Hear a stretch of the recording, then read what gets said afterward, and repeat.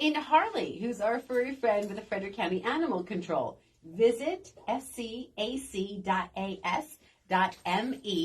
That is the website. And we're so sad, but also so glad that Harley is back in the studio. She could be your forever furry friend. Bethany, what's Harley's story? So Harley, unfortunately, was adopted just before Christmas and got returned. You know, it happens. Sometimes it's just not a good fit, you know?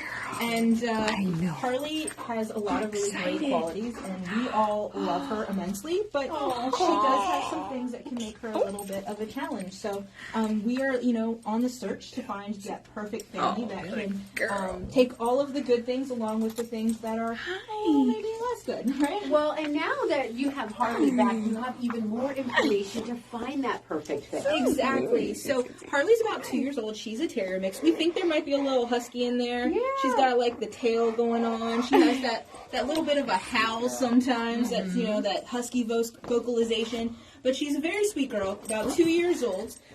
She is very sweet and very affectionate and very, very playful. She's very curious and she's very talented. While we were told that she never did this in a home environment, at the shelter she likes to jump up on the counter, which is not necessarily an admirable quality. Like literally on the counter as opposed to just pause. She full body jump like a cat. Right. She's very agile, so she might be good at like agility or something like that, because she doesn't have fear about doing those things, but she does need, you know, like a lot of the terrier mixes needs a lot of exercise and she needs a lot of mental stimulation, so that would be a good outlet for her. She's very smart, very treat motivated. She knows sit, she knows talk, but she does need to work on walking on the leash nicely. She pulls a little bit. She can be a little bit dog selective. She tends to prefer male dogs. Okay. Our longest resident, Achilles, is like her boyfriend. They enjoy hanging out and being kenneled next to each other. So when she came back, we moved everybody around so that they could be kenneled next to each other again. But the lady dog, she's really not a fan of. As you can see, very treat motivated. She knows where the treats are.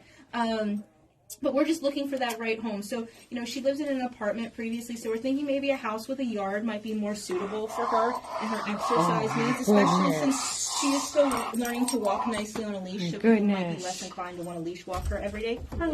I wonder if she would be real good in a larger fenced-in yard, or if you think that she would hop the fence.